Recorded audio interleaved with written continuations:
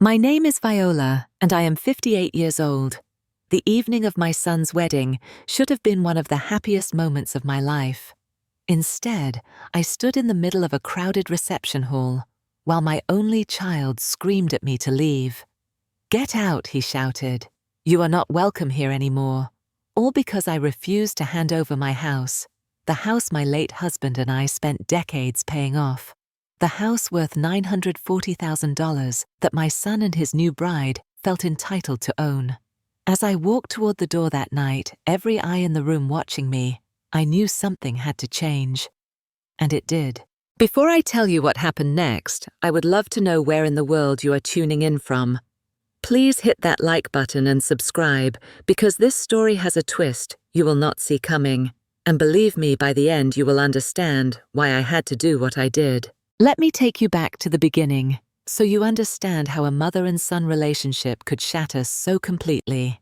I live in Seattle, Washington, in a neighborhood called Queen Anne. My husband Harold and I bought our home back in 2002 for $350,000. We were so proud that day, signing the papers knowing we finally had a place to call our own. Harold worked as a civil engineer, and I was a senior accountant. We were not wealthy, but we were comfortable. We had one son, Brandon, who was born when I was 26. He was our everything. Harold passed away 3 years ago from a sudden heart attack. He was only 62. The doctors said it was quick, that he did not suffer, but that did not make losing him any easier. For months after his death, I wandered through our 4-bedroom house feeling lost. Every corner reminded me of him. The living room where he would sit in his favorite armchair, reading the Sunday paper. The kitchen where we cooked dinner together on weekends. The backyard where he spent hours tending to his roses. The house became my sanctuary, the only place where I still felt connected to Harold. By the time Harold died, we had paid off the mortgage completely. The house was mine, free and clear. Over the years, property values in Seattle had skyrocketed. Our home was now worth $940,000. I never thought much about the money. To me, it was just home. It was the place where we raised Brandon, where we celebrated birthdays and holidays, where Harold took his last breath in our bedroom one ordinary Tuesday morning. Brandon had always been a good son. Growing up, he was the kind of kid who brought home decent grades and stayed out of trouble. Harold and I made sure he had everything he needed. We paid for his entire college education at the University of Washington. When he graduated with a business degree, we helped him buy his first car. He landed a job at a tech startup and seemed to be doing well for himself. His salary was around $85,000 a year, which was solid for someone in their early 30s. Brandon used to visit me every week after Harold died. He would bring takeout, and we would sit in the kitchen talking about his work and his life. I felt blessed to have such a caring son during that difficult time. About a year ago, Brandon started dating a woman named Stephanie. She was 29, worked in marketing, and had long platinum blonde hair that she wore in perfect waves. The first time Brandon brought her to the house, I was hopeful. Maybe this was the person who would make my son happy, who would give me grandchildren someday. Stephanie walked through the front door and immediately started complimenting everything. "This house is absolutely stunning, Mrs. Viola," she said with a bright smile. "You are so lucky to live here." I remember feeling pleased by her warmth. 6 months into their relationship, Brandon proposed to Stephanie at a fancy restaurant downtown. She said yes, and they set a wedding date for the following fall. I was genuinely happy for them. I started imagining what it would be like to be a grandmother, to have a daughter-in-law who might become a friend. I offered to help with wedding planning, but Stephanie said she had everything under control. She wanted a large celebration at one of the upscale hotels in the city. I did not mind. I just wanted my son to be happy. The first strange conversation happened 3 months before the wedding. Brandon came over on a Wednesday evening. We sat in the living room drinking tea, something we had done countless times before. The conversation started normally enough. He talked about work, about the wedding preparations, about how excited Stephanie was. Then his tone shifted. "Mom," he said, "Stephanie and I have been talking about our future." I smiled, expecting him to mention plans for children, or maybe a honeymoon destination, But instead, he said, "We want to buy a house, a big one with space for kids." "That sounds wonderful, honey," I replied. I meant it too. Every young couple should have a home of their own.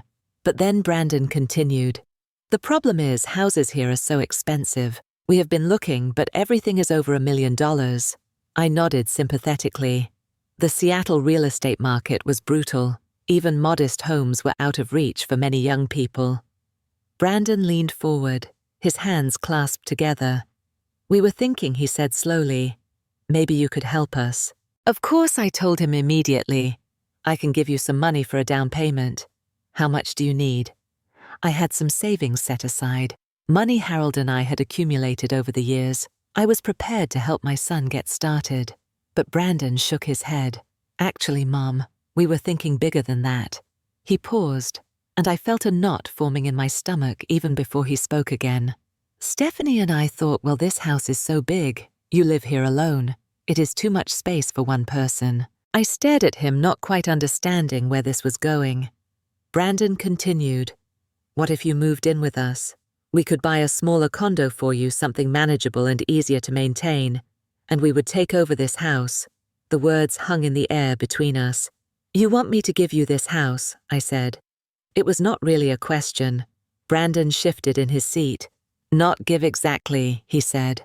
"More like pass it on early. You were going to leave it to me anyway, right?" His tone was so casual, as if he were asking to borrow my car for the weekend. "Brandon," I said carefully, "this is my home. Your father and I built our life here. Every room in this house holds memories I am not ready to let go of." "I know, Mom," he replied quickly, "but Dad is gone, and you do not need all this space. Think about it, okay? Just think about it." He left shortly after giving me a quick hug before heading out the door. I sat in the living room for a long time after he was gone, feeling deeply unsettled. A few days later, Stephanie invited me to lunch at a trendy restaurant near Pike Place Market. I thought it was a nice gesture, a chance for us to bond before the wedding. We ordered salads and made small talk about the weather and the wedding flowers. Then Stephanie set down her fork and looked at me directly. "I hope Brandon did not upset you the other day," she said. I stirred my iced tea, choosing my words carefully. "It was just unexpected," I replied. Stephanie nodded as if she understood, but then she said, "You have to see it from our perspective, though. We want to start a family, and we need space. This house is perfect for raising kids, and you would still be part of it. We could set up a nice guest room for you whenever you wanted to visit." The way she said it made it sound like she was doing me a favor. "Stephanie," I said firmly, "I appreciate that, but I am not ready to leave my home." Her smile faltered for just a second. "I see," she said, her voice cooling noticeably. "Well, I hope you will reconsider. Brandon deserves to have a good start." The implication was clear. I was standing in the way of my son's happiness. We finished lunch quickly, after that the conversation strained and uncomfortable.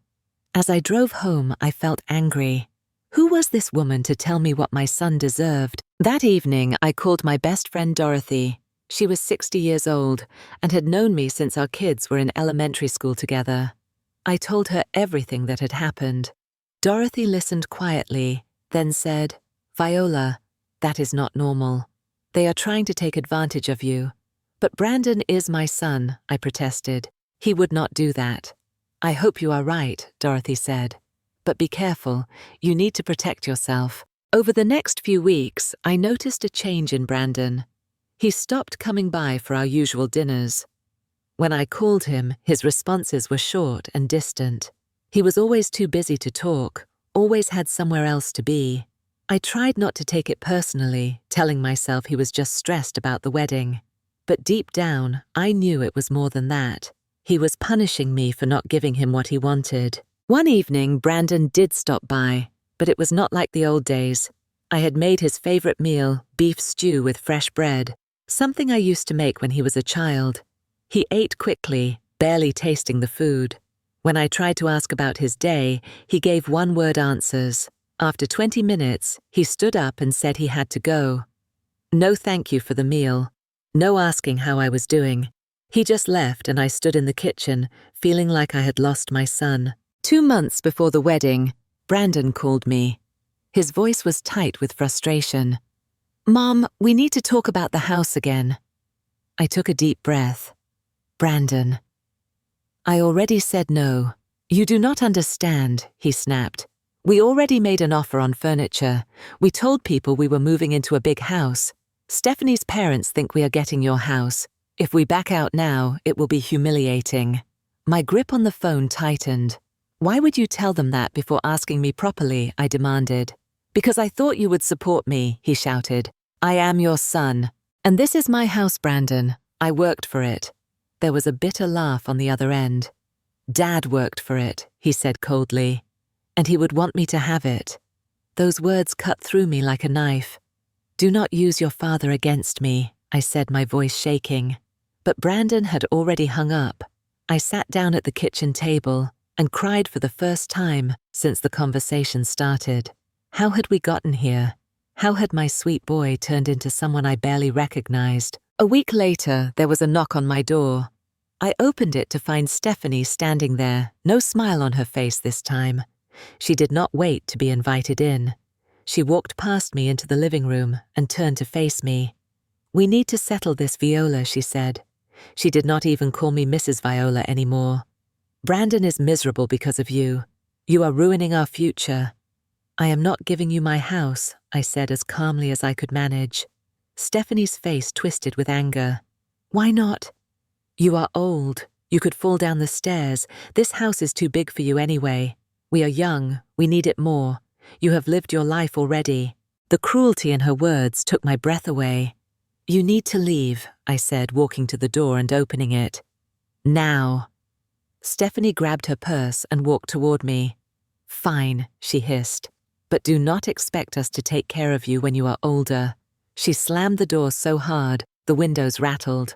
I locked the door behind her and sank onto the couch. My whole body was shaking. I called Dorothy again, and she came over within the hour. We sat together drinking tea while I told her everything. "You did the right thing," Dorothy said firmly. "Do not let them bully you into anything." But even with Dorothy's support, I felt hollow inside. This was my son, the baby I had carried and raised and loved. How had it come to this? I still held on to a thin thread of hope that maybe after the wedding, things would get better. Maybe the stress of wedding planning was making everyone act irrationally. Maybe once they were married and settled, Brandon would see how wrong he had been. I clung to that hope because the alternative was too painful to accept. The wedding day arrived. It was held at a beautiful hotel in downtown Seattle with views of the water. I had spent $2,000 on a gift for them, an expensive set of china that Stephanie had registered for.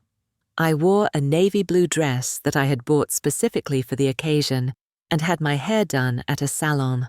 Despite everything, I wanted to look my best for my son's wedding. I wanted to show him that I was still his mother, still someone who loved him unconditionally. I arrived early to help with any last-minute preparations. The venue was stunning, decorated with white flowers and twinkling lights. Guests started arriving, filling the seats. I noticed Stephanie's parents, Mr. and Mrs. Taylor, across the room. I walked over to greet them, but they barely acknowledged me. Mrs. Taylor gave me a tight smile and immediately turned to talk to someone else. Mr. Taylor just nodded and walked away. It stung, but I tried not to let it bother me. The ceremony itself was beautiful. I sat in the front row watching Brandon stand at the altar in his tuxedo. He looked so handsome, so much like his father.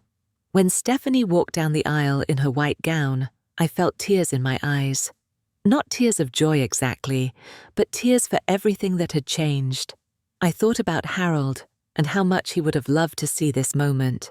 I thought about all the years Brandon and I had been close and how that closeness seemed to have evaporated. After the ceremony, everyone moved to the reception hall. I was seated at a table with some distant relatives, cousins I had not seen in years. Brandon and Stephanie made their rounds greeting guests at each table. When they reached mine, they gave me a brief nod, but did not stop to talk. Stephanie's smile did not reach her eyes when she looked at me.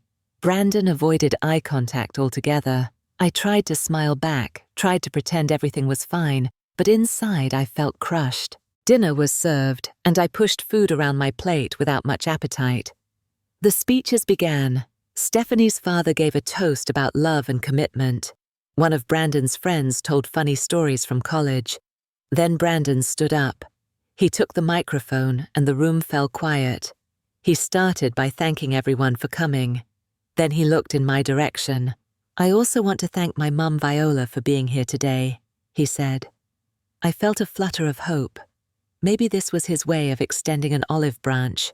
But then he continued, "Mom has been difficult lately, but I hope today she will finally do the right thing." The room went silent. People shifted uncomfortably in their seats. I felt my face grow hot. "Mom, you know what I'm talking about," Brandon said, his voice carrying across the room. "It is time to pass on the house. It is what Dad would have wanted." I could not believe what I was hearing. He was demanding my house in front of hundreds of people. I stood up, my legs shaking. "Brandon, this is not the time or place," I said, trying to keep my voice steady. "When is the time, Mum?" he shot back. "You keep putting it off." Stephanie stood up next to him. She placed her hand on his arm in a show of support. "If you will not support us, then you do not belong here," she announced loudly. Brandon nodded. "She is right. Mom, I think you should leave." I stared at my son, searching his face for any sign of the boy I had raised, but there was nothing there except entitlement and anger. "Brandon, I am your mother," I said quietly. "And I am asking you to go," he replied. "You are ruining our special day." The room erupted in whispers. Some guests looked at me with pity.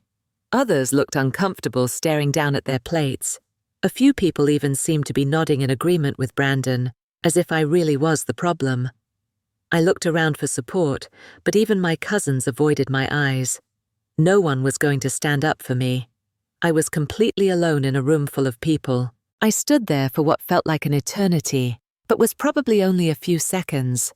In that moment, something inside me shifted. I looked at Brandon, really looked at him, and realized he was not the son I thought I knew. Maybe he never had been. Maybe I had been so busy loving him that I had failed to see who he truly was. A man who believed he was entitled to everything without having to earn it. A man who would humiliate his own mother in public to get what he wanted. I picked up my purse from the back of my chair. I stood up straight, squaring my shoulders. I looked Brandon directly in the eye and said, "You will regret this." My voice was calm but firm. I did not yell. I did not cry. I simply stated a fact. Then I turned and walked toward the exit. Behind me, I heard the murmur of voices, rising people talking about what they had just witnessed. A few guests actually followed me out, asking if I was okay. Dorothy rushed over, her face flushed with anger.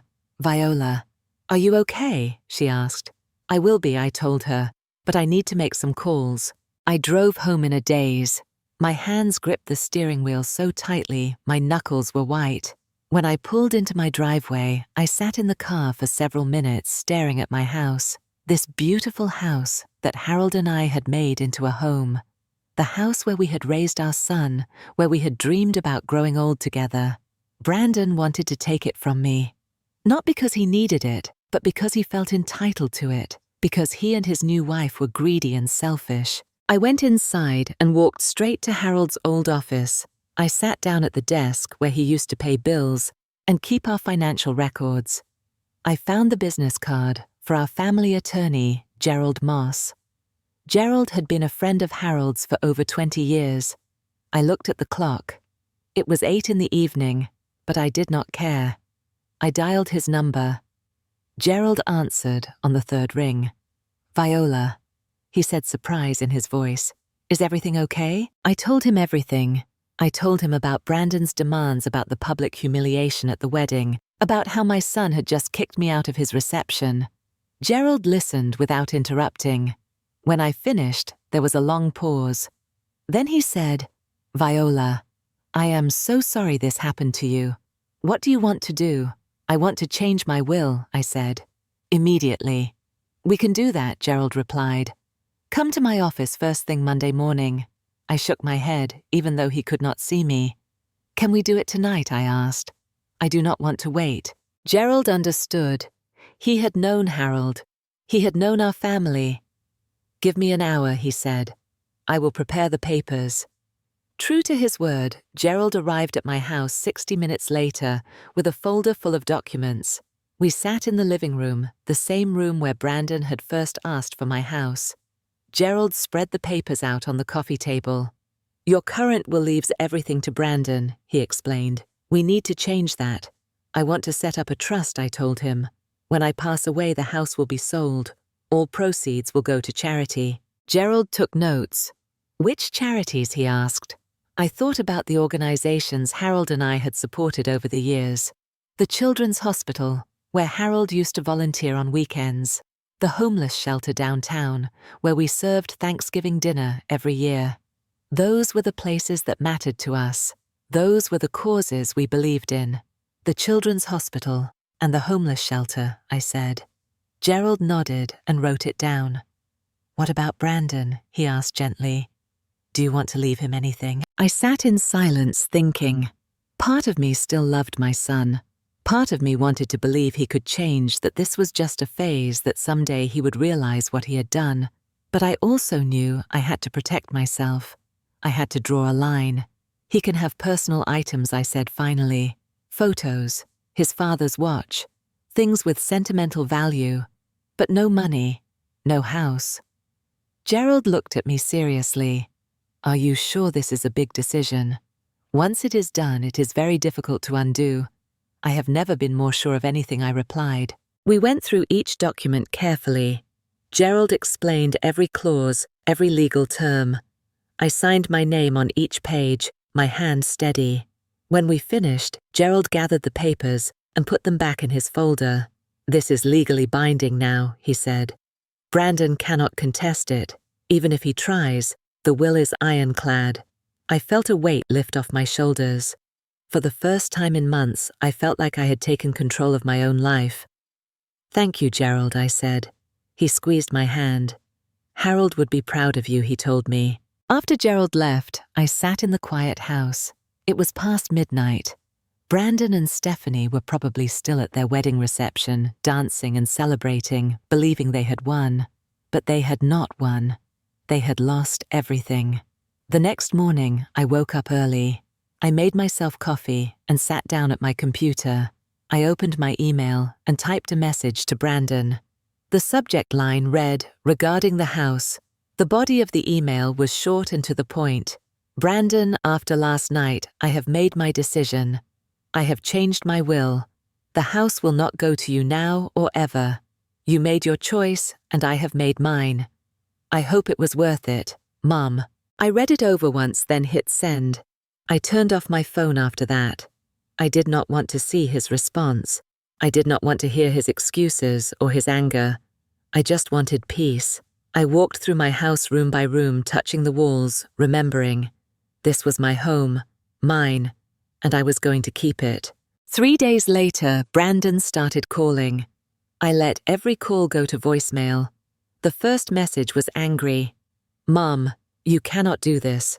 That house is mine. You have no right." The messages got progressively worse. By the 5th one, he was screaming into the phone, calling me selfish and cruel. Stephanie sent text messages, too filled with profanity and threats. I blocked both their numbers. I did not need that toxicity in my life. A week after the wedding, Brandon showed up at my house. He pounded on the front door, shouting for me to let him in. I watched from the upstairs window as he stood on my porch, red-faced and furious. I called the police. Within 10 minutes, a squad car pulled up. 2 officers got out and approached Brandon. I could hear him arguing with them from inside. "This is my mother's house. I have a right to be here." One of the officers shook his head. "Not if she does not want you here, sir. You need to leave now." Brandon looked up at the window where I was standing. Our eyes met for a brief moment. Then he turned and walked back to his car. News of what happened at the wedding spread through our family quickly. Some people called to check on me. My cousin Carol phoned the day after the police incident. "Viola, I cannot believe what Brandon did at that wedding," she said. "That was disgraceful." I heard similar sentiments from other relatives. Many people were supportive. They told me I had done the right thing, that Brandon was out of line, that I should not feel guilty. But there were others who thought differently. Harold's brother Philip called and said, maybe you should give him another chance. He is still your son. Family is family. I understand that, Philip, I replied, but he made his choice. He chose greed over his own mother. I am not changing my mind. Philip sighed heavily. Just think about it, he said before hanging up. But I did not need to think about it. I knew exactly what I was doing and why. Dorothy came over almost every day during those first few weeks. She brought groceries, made sure I was eating, sat with me when the loneliness felt overwhelming. You did the right thing, she kept telling me. Do not let anyone make you doubt yourself. And I tried not to. But late at night, lying in bed alone, I sometimes wondered if I was being too harsh. Then I would remember Brandon's face at the wedding, the coldness in his eyes, and I knew I had made the right decision. A month passed. Then one day, a card arrived in the mail. It was from Brandon. On the front was a picture of a sunset with the words sorry printed in script. Inside he had written, Mum, I am sorry for how things went. Can we talk? I stared at that card for a long time. Part of me wanted to believe he meant it. Part of me wanted my son back so badly it hurt. I called him. We agreed to meet at a coffee shop somewhere public and neutral. I got there first and ordered tea. When Brandon walked in, I barely recognized him. He looked thinner, tired. There were dark circles under his eyes. He sat down across from me and folded his hands on the table. Mom, he began, I messed up. I let Stephanie get in my head. I said things I should not have said. I am sorry. I wanted to believe him. I wanted so desperately to believe that my son had finally seen the error of his ways. Brandon, I said slowly, this is not just about Stephanie. You chose to treat me that way. You chose to humiliate me in front of everyone. I know, he said, nodding, and I am sorry. Can you forgive me? I looked into his eyes, searching for sincerity, and for a moment I thought maybe this was real. Maybe he had learned his lesson. Maybe we could rebuild our relationship. But then he said, so about the will. Can we undo that? My heart sank. That was all he cared about. Not our relationship. Not the pain he had caused me. Just the house. Just the money. I stood up. Goodbye, Brandon, I said. Mom, wait, he called out. But I was already walking toward the door. I did not look back. Over the following months, I focused on rebuilding my life. I realized I had spent so much time and energy on Brandon that I had forgotten who I was outside of being his mother. I started volunteering at the Children's Hospital, the same place Harold used to volunteer. I read books to sick kids, played games with them, helped their parents navigate difficult days. It gave me a sense of purpose I had been missing. These children needed love and attention, and I had plenty of both to give. Working at the hospital reminded me that there was goodness in the world, that not everyone was selfish and cruel. I also joined a book club with Dorothy and some other women from the neighborhood. We met once a month to discuss novels and drink wine. It was nice to have friendships outside of my family drama. I traveled too. I took a trip to California to visit some old college friends. I went to Vancouver for a long weekend. I did things I had put off for years because I was always waiting for Brandon to need me. But Brandon did not need me. He only needed what I could give him. 3 years have passed since that terrible wedding night. I am 61 now. I still live in my house, the house Harold and I bought together all those years ago. I wake up every morning, make my coffee, and sit in the living room looking out at the garden. The roses Harold planted are still blooming. I tend to them carefully the way he taught me. This house is full of memories, both happy and sad, but it is mine and I am at peace here. I heard through Philip that Brandon and Stephanie divorced after 2 years of marriage. Apparently, Stephanie left him for someone wealthier. Without the promise of my house, without the financial windfall she had been counting on, she had no use for Brandon. I should have felt vindicated when I heard the news, but mostly I just felt sad. Sad that my son had chosen so poorly. Sad that he had destroyed our relationship for a woman who did not truly love him. Brandon tried to reach out a few more times after the divorce. He sent emails and letters, but I did not respond. I had drawn my boundary, and I needed to maintain it for my own well-being. The lesson I learned through all of this is that setting boundaries is not selfish. For years I gave and gave to my family. I sacrificed my own needs for theirs. But there comes a point when you have to stand up for yourself, when you have to protect what is yours. Saying no to Brandon was the hardest thing I ever did, but it was also necessary. I realized that being a good mother does not mean giving your child everything they want. Sometimes it means teaching them that they cannot always get their way. Sometimes it means letting them face the consequences of their choices. I also learned about greed and how destructive it can be. Brandon did not need my house. He had a good job and could have saved for a down payment like millions of other young people do. But he wanted the shortcut. He wanted the easy way.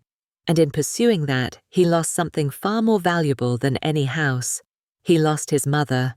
I hope someday he understands that. I hope he learns from this. But that is his journey to take. I cannot fix it for him. I cannot make him see what he refuses to see. People sometimes ask me if I regret my decision. They ask if I miss Brandon. The truth is complicated. I miss the son I thought I had. I miss the little boy who used to run into my arms when I came home from work. I miss the teenager who asked my advice about girls and college. But that person, if he ever truly existed, is gone now. What remains is a man I do not recognize, a man who valued money over his own mother. And no, I do not regret protecting myself from that. I have found peace in my life now. Real peace, not the forced kind that comes from pretending everything is fine. I volunteer. I spend time with friends. I take care of my home and my garden. I honor Harold's memory every day by living a life he would be proud of. When I eventually pass away, my house will be sold, and the money will go to help children who are sick and people who are homeless. That is the legacy Harold and I wanted. That is what matters. The day I changed my will was the day I took back my power. I stopped being a victim and became someone who stood up for herself. I stopped letting other people dictate my choices, and I stopped feeling guilty for protecting what was mine. That guilt had been eating away at me, making me question myself constantly. But once I made my decision, once I drew that line in the sand, the guilt disappeared. In its place came strength and clarity. If you are watching this and you find yourself in a similar situation, please know that you have the right to say no. You have the right to protect yourself and your assets. You do not owe anyone your peace of mind, not even your own child. Family is important, but it should not come at the cost of your own well-being. True family respects boundaries. True family does not demand that you sacrifice everything for them. And if someone in your life is treating you the way Brandon treated me, you need to ask yourself what that relationship is really worth. Now, let me ask you something. Have you ever been in a situation where someone you loved tried to take advantage of you? How did you handle it?